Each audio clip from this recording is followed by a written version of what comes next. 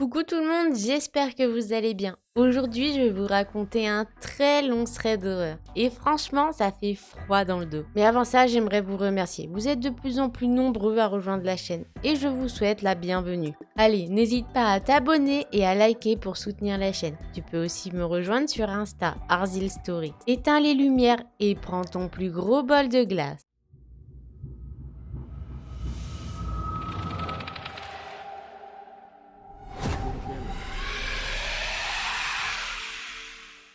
L'histoire que je vais vous raconter, c'est celle d'Amanda. Cette histoire a vraiment traumatisé Amanda. Et beaucoup de ses copines l'ont poussée à en parler pour faire la prévention. Même si elle était jeune, elle nous dit qu'elle a toujours été quelqu'un de prudente et surtout pas du tout naïve. Mais de nos jours, elle regrette de ne pas avoir porté plainte, car cette personne doit toujours être en liberté quelque part. Amanda a 15 ans. Elle est une athlète dans un très bon club depuis 10 ans. Et de plus, elle a un très bon niveau pour son âge. Amanda court tous les week-ends et durant les vacances scolaires, c'est tous les jours. Elle fait généralement des trajets de 40 minutes.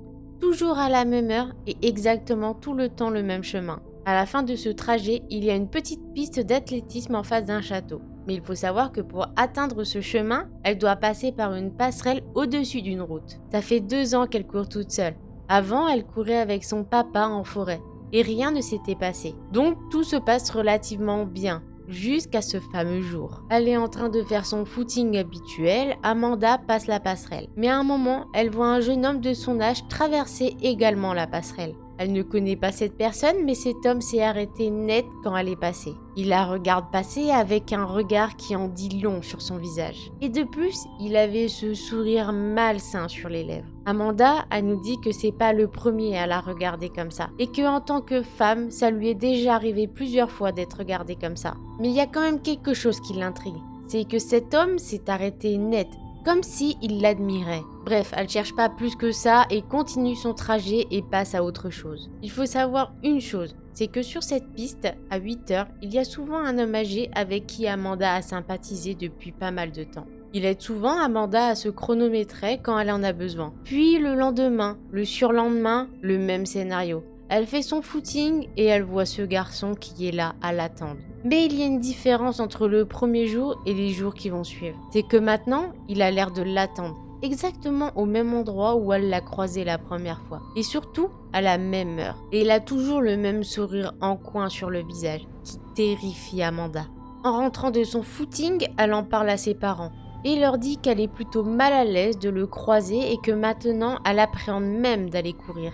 Alors sa mère lui conseille de partir 2 heures après. Ce qui n'arrange pas du tout Amanda. C'est l'été et à 10h du matin, il fait déjà très chaud où elle habite. Et c'est pas du tout la meilleure idée. Mais bon, Amanda se dit que de toute façon, elle n'a pas le choix et relativise et décide d'aller faire son footing à 10h du matin. Le lendemain, elle n'a clairement pas envie d'aller courir. Elle a une boule au ventre mais se force à se lever et part courir. Elle arrive vers la passerelle et elle est soulagée. Elle ne le voit pas, il n'y a personne. Sur le moment, Amanda se sent vraiment bête et se dit qu'en fin de compte, cette personne ne lui voulait pas de mal. Pour vous dire, Amanda en rigole même d'avoir eu une boule au ventre ce matin en se levant. Et elle continue son entraînement normalement.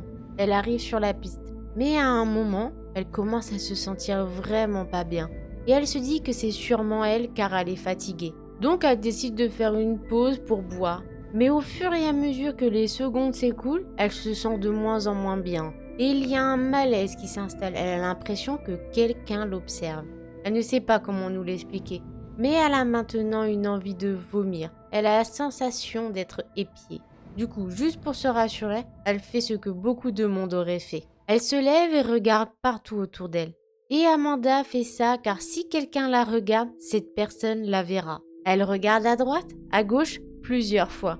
Et à un moment, elle voit cet homme qui s'est rapidement caché derrière un arbre. Amanda est clairement agacée car elle sait qu'il est caché derrière le tronc. Il y a un bout de tissu qui est visible.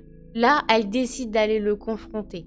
L'arbre est à 100 mètres devant elle. Elle est déterminée à avoir des explications et comprendre pourquoi il fait ça. Et surtout pour lui dire d'aller se faire foutre.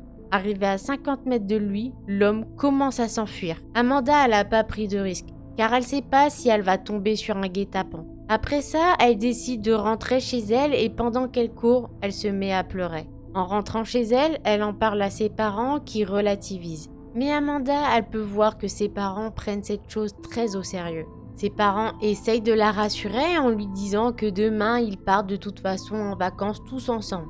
Et que de toute façon, à leur retour, le garçon sera sûrement plus là. En effet, en rentrant 2 semaines après, elle reprend ses footings. Mais à 9 h cette fois-ci. Et elle ne croise effectivement personne sur la passerelle et personne derrière les arbres. La semaine suivante, Amanda croise le vieil homme avec qui elle est souvent sur la piste. Son ami lui fait la remarque qu'il ne la voit plus à 8 h. Là, Amanda lui explique simplement qu'elle a changé d'horaire et qu'elle est aussi partie 2 semaines en vacances. Là, le vieux monsieur commence à fixer un point derrière Amanda.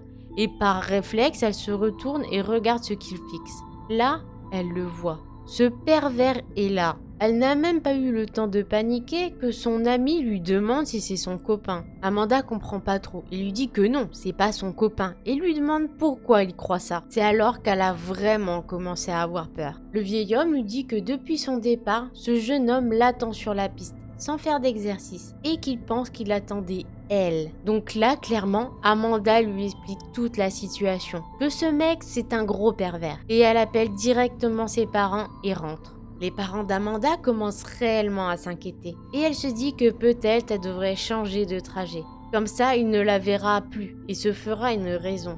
Un soulagement de très courte durée. Car le soir, Amanda reçoit une notification Insta d'un compte sans abonné ni abonnement. Quand elle étudie un peu plus près ce compte, elle peut voir la photo de profil. C'est ce type qui l'attend tous les jours à la passerelle. Elle regarde sa bio et c'est écrit « Je te vois, bébé ». Là, ça a vraiment fait flipper Amanda, car elle est en profil privé et que son nom, sa photo de profil, n'est même pas une photo d'elle. Elle se dit que l'on peut être souvent retrouvé grâce aux réseaux sociaux. Mais là, elle ne comprend pas du tout. Amanda se dit qu'il a dû la retrouver en passant par des amis communs. Mais en tout cas, si son but était de l'effrayer, eh bien, il a réussi. Elle est totalement paniquée. Elle lâche toutes les larmes de son corps et le bloque. Elle change sa photo et son pseudo. Passons un peu les mois et 6 mois se sont écoulés. Pendant ces 6 mois, Amanda ne l'a pas du tout revue. Mais un jour où elle sort de son lycée, elle doit aller à un entraînement qui est à 20 minutes de marche. Mais au même moment de sortir, elle voit ce type qui l'attend devant le lycée. Il a une jambe posée sur le mur et l'autre sur le sol, avec les bras croisés et le visage ferme, comme si il était en colère. Là, Amanda allait pas du tout bien et se dit « Mais comment il a su dans quel lycée j'étais? Mais comment c'est possible? Mais pourquoi moi ?» Amanda en parle directement à une de ses amies qui décide de l'accompagner à son entraînement. Durant les premières minutes, les 2 filles voient qu'il les suit. Mais au bout de 5 minutes plus tard, il n'y a plus personne. L'amie d'Amanda la laisse donc devant la piste d'entraînement. Et Amanda la remercie. Bien évidemment, vous sentez bien que c'est trop facile, pas vrai? Amanda se décompose entièrement quand elle passe la porte du hall. Elle voit ce type avec un grand sourire pervers. Et il est à 2 doigts de se mettre à rire. Amanda est complètement terrifiée. Et en plus de ça, ça l'amuse. Et c'est la première fois qu'elle arrive à le voir de si près. Ce type a 2 yeux presque noirs, a un mono-sourcil et a des dents parfaitement blanches. Il est très grand mais aussi très fin. En voyant à quel point elle est apeurée et que ça l'amuse, Amanda commence à péter un câble et a pris son courage à 2 mains. Elle est tellement en colère que ça lui donne la force d'aller lui parler. Amanda fonce sur lui, mais un groupe de mecs rentre dans le hall et se dirige vers ce type. Ce type, il connaît des gens dans le gymnase, mais Amanda est complètement dans l'incompréhension. Cet homme avait l'air de l'attendre devant son lycée. Elle a l'impression qu'elle va devenir folle. Et elle se dit que ça arrive que dans les films, pas dans la réalité. D'ailleurs, après ça, pendant des semaines, le papa ou le copain d'Amanda l'ont emmenée à l'entraînement. Après ces événements, elle a eu un peu de répit. Mais en juin, Amanda a participé à un concours avec les lycées aux alentours. Toute l'année, ils ont travaillé sur un projet. Et les meilleurs projets ont été sélectionnés pour le concours. Amanda et ses amis devaient présenter une mini-vidéo en rapport avec l'un des livres qu'ils ont lus durant l'année. Ils avaient le choix entre 8 livres. Amanda a donc été sélectionnée et des amis à elle ont été aussi sélectionnés. Arrivée devant la salle, elle tombe nez à nez avec ce mec. Amanda, elle est restée figée. Elle a juste une envie, c'est d'aller vomir. Elle pensait qu'elle avait fini avec toute cette histoire. Une de ses amies l'a incitée à aller en parler au professeur qui faisait le cours. Au début, le professeur ne la croit pas du tout et dit qu'elle amplifie la situation. Puis dans la salle de classe, ils sont rangés par établissement. Et là, le mec s'est mis à l'écart de toute la sienne et s'est mis à regarder Amanda. Discrètement, elle chuchote à sa prof de regarder le comportement de ce garçon. La prof finit par lui dire qu'effectivement, son comportement n'est pas normal. Elle décide de se lever et d'aller s'asseoir sur une table pour lui bloquer la vue. Mais là, le garçon en décide autrement et se déplace pour la regarder. Ce ne sont que des regards, mais croyez-la, c'est très désagréable d'être observée intensément. Surtout que toutes les copines d'Amanda présentes la regardent pour savoir si elle va bien. Et ses amis lancent des regards noirs à ce garçon qui n'en a rien à faire. Ça a même l'air de l'amuser, car il sourit constamment. Mais le pire va venir. Son projet passe. Et là, Amanda a qu'une envie, c'est de vomir. Elle a la gorge complètement serrée. Son livre s'intitule Le Domaine. C'est l'histoire d'un garçon qui est obsédé par une fille car il est follement amoureux. Dans le livre, le garçon justifie toutes ses actions par le fait qu'il soit fou amoureux d'elle. Il la prend en photo, il observe à son insu, quand elle se coiffe, quand elle se douche et quand elle est à la piscine et etc. Ce garçon a tellement fini par s'imaginer avec elle qu'il a sauté d'un pont en croyant sauter avec elle. Tellement il était fou amoureux d'elle et qu'il s'imaginait que c'était réciproque. C'est à ce moment-là qu'Amanda a vraiment compris qu'il avait réellement un souci dans son crâne. La prof d'Amanda lui a dit d'aller appeler ses parents et de rentrer chez elle. Aujourd'hui, elle va sur ses 20 ans et elle n'a jamais eu de réponse à toutes ces questions. Elle ne l'a jamais recroisé et a fini par faire du vélo d'appartement durant 1 an. Mais elle a repris ses footings depuis quelques années et ne l'a jamais revu. Même le vieil homme ne l'a jamais revu. Waouh, c'est hardcore quand même à ce niveau-là. Vous vous imaginez si la prof n'avait rien fait? Je pense qu'elle a fait quelque chose pour cet ado car ça s'est arrêté d'un coup. Mais bon, si vous avez des théories, vous pouvez me le dire dans les commentaires. Allez, tu peux t'abonner et liker la vidéo si elle t'a plu. Nous, on se retrouve bientôt pour une nouvelle vidéo thread d'horreur. Plein de bisous!